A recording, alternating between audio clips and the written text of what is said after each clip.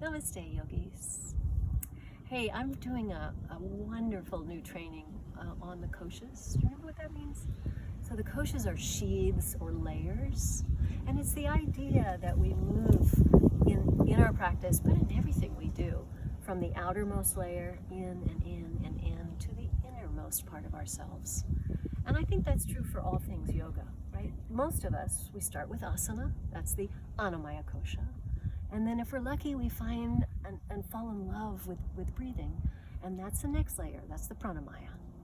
Then when we get a little more comfortable with that subtlety, we go further in. And we find the two layers that are, if you will, the mind.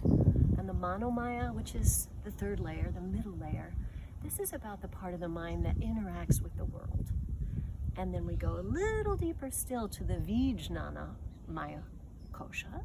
And this is where we learn to discern. We learn to discriminate what to hold on to, what to let go of when we're getting in our own way.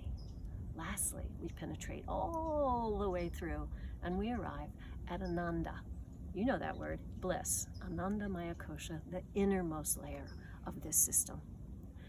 And one of the things that's interesting is that you can work with each of these layers very, very discreetly, each one.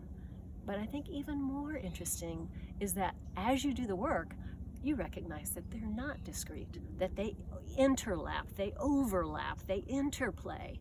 And what you'll find, if you're like me, as you do this work, that you'll find little bits in each of the layers that are actually quite interwoven.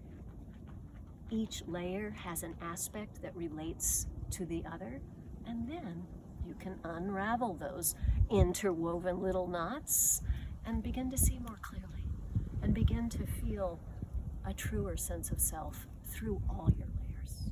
And that's what I mean by moving through the koshas.